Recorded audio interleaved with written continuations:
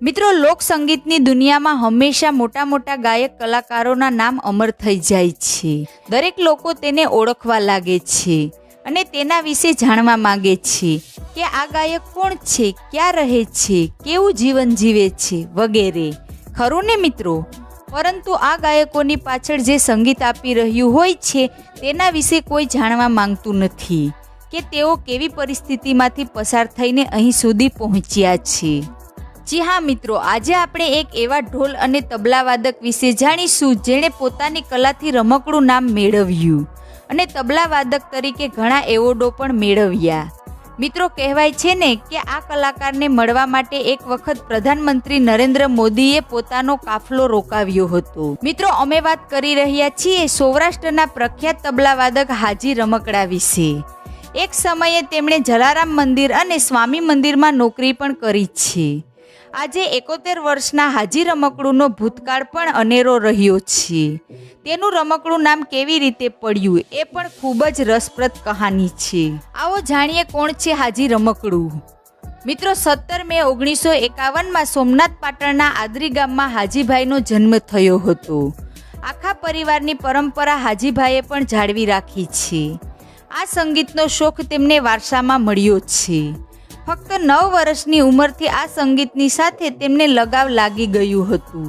હાજીભાઈ જ્યારે 5 વર્ષના હતા ત્યારે પરિવાર સાથે જૂનાગઢ સ્થાયી થઈ ગયા હતા. સૌથી પહેલી શરૂઆત તેમણે વણઝારી ચોક ખાતે થતી ગરબીથી કરી હતી.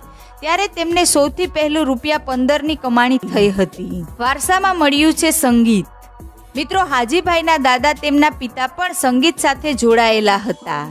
ત્યારબાદ હાજીભાઈ 9 વર્ષની ઉંમરે આ સંગીતની સાથે જોડાયા અને આજે તેમનો નાનો ભાઈ સંગીત ક્ષેત્રે ઉત્કૃષ્ટ પ્રદર્શન કરી રહ્યો છે. હાજીભાઈને સંતાનમાં એક દીકરો અને 5 દીકરી છે. તેઓ મૂળ મીર કુટુંબમાંથી આવે છે. તેમનું કહેવું છે કે મારે સંગીતના સાધનો સાથે વારસાગત લેણાદેણી છે, તેથી જ મને સંગીત ખૂબ જ પ્રિય છે. રમકડું નામ પડ્યા પાછળનો રસપ્રદ છે ઇતિહાસ. મિત્રો, હાજીભાઈના મિત્ર શંકરભાઈ રાવલ તેમને એક વખત એક કાર્યક્રમમાં મળ્યા. ત્યારે હાજીભાઈ જવાનીમાં ખૂબ જ લાંબા વાળ ધરાવતા અને તેમનો તે સમય અલગ જ હતો. તે સમયે શંકરભાઈ તેમને કહ્યું કે જ્યારે તું આ તબલા વગાડે છે, ઢોલ વગાડે છે, ત્યારે તારી છટા જોવા જેવી હોય છે. એક રમકડાની જેમ તું આ પળને માણતો હોય છે. તેથી તારું નામ આજથી રમકડું. ત્યારબાદ આ નામ એટલું પ્રખ્યાત થયું કે દેશ વિદેશમાં હાજીભાઈ હાજી રમકડું નામથી પ્રખ્યાત થઈ ગયા. વણઝારી ચોકમાં ગરબી ગાવાથી થઈ હતી શરૂઆત. મિત્રો, વણઝારી ચોકમાં દિવાળીબેન ભીલ ગરબા ગાતા અને તેમાં હાજી રમકડું પોતાની કલા પૂરતા તેમને તે સમયે રોજે ₹1.5ની કમાણી થતી. પૂનમ સુધીના હાજીભાઈને ₹15 મળતા. એ સમયની ગરબી આજે પણ એટલી જ યાદ આવે છે. અમે જે પણ જગ્યાએ પ્રોગ્રામ માટે જતા ત્યાં અમારી આ વણઝારી ચોકની ગરબાની અવશ્ય પ્રશંસા થતી. આટલા કલાકારો સાથે કામ કર્યું.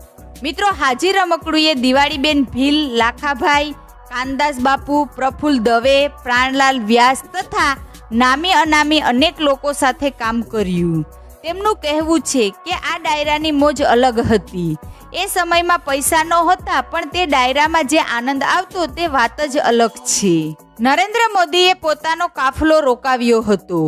મિત્રો, હાલના વડાપ્રધાન અને ગુજરાતના તાત્કાલિન મુખ્યમંત્રી નરેન્દ્ર મોદી જ્યારે સ્વામી વિવેકાનંદ વિનય મંદિર ખાતે ગ્રાઉન્ડમાં સભાને સંબોધન કરવા માટે આવ્યા હતા ત્યારે પાછા ફરતી વખતે જ્યારે દિલીપભાઈ સંઘાણી પણ સાથે હતા.